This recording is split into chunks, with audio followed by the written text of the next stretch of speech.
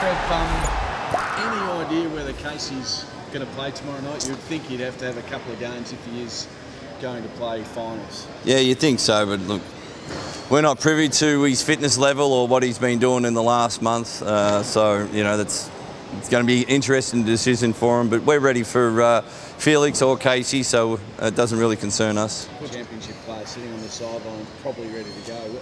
Yeah, well, it's a tough one for him. So it finds out what they want to do. They back their player in or back their team in. So it's interesting.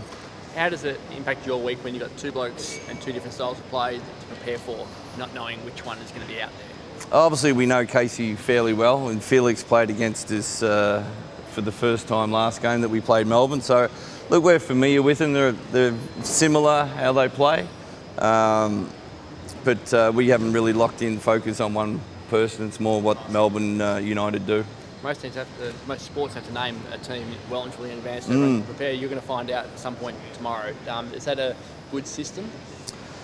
It is what it is. It's not. Look, those things are outside our control. We're more concerned about playing Perth Wildcats for four quarters. So they can bring whoever they want to bring into their team or their lineup, but it certainly doesn't affect us. You've still got an outside chance of second if things go your way. You do have to play them in the semi-finals or the finals? Yeah, the good part of all the finals teams, I think we've won the split so far, or we're up on Melbourne anyway so far, but it's good to have that confidence built into the group. And, you know, we want to go into the finals with good momentum, playing good brand of basketball, and we've been hitting it for 2 quarters so far, but we've got to play some 4 quarters. If you're going to win a championship, you've got to play 4 quarters. And that's a really good challenge for us right now. We've identified it, we've worked on it in practice, and now the next phase is putting it into games.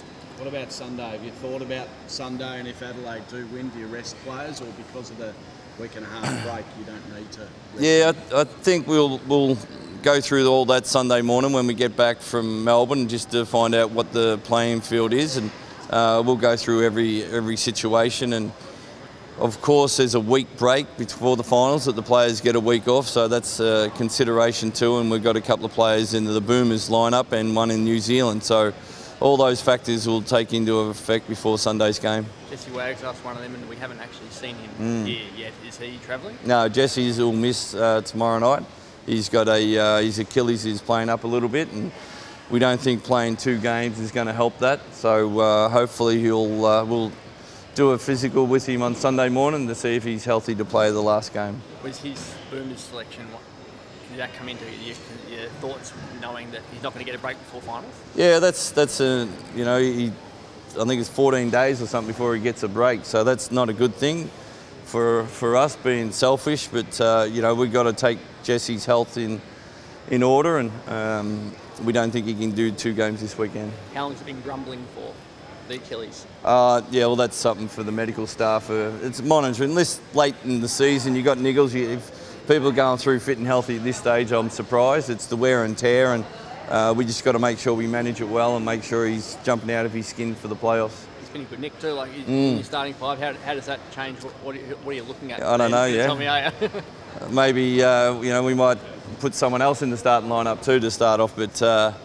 Yeah, Jesse's been in great form, and hopefully he'll play on Sunday. You have been mixing that starting 5 around. Are you keen to see some different looks at it again before the finals? Or yeah, do you need to settle it a bit? Yeah, I've been disappointed with the starting group the last couple of games. We've been starting behind, and I don't think we've had a good start with that group. The Adelaide game at home, we came out really well. So, you know, it's up to the starting group to come out of the blocks and put the tempo on the floor. And then it's the bench to continue that. And we've been chasing the last couple of weeks, and we've got to stop doing that. I should have played Greg more minutes last week. I really got caught up in the game, and Clint's been playing really well this last month.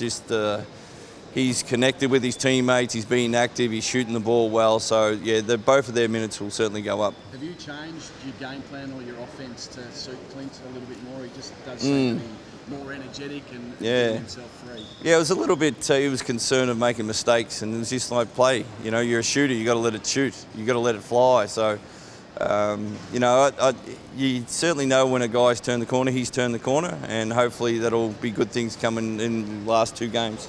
Trev, coming off last week, what was the mood like amongst the group following off that loss?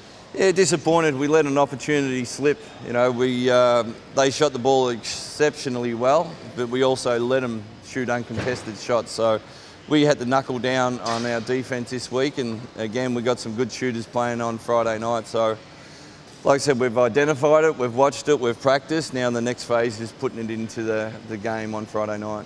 I think your skipper was on radio saying today that Derek Cook got engaged on Valentine's Day.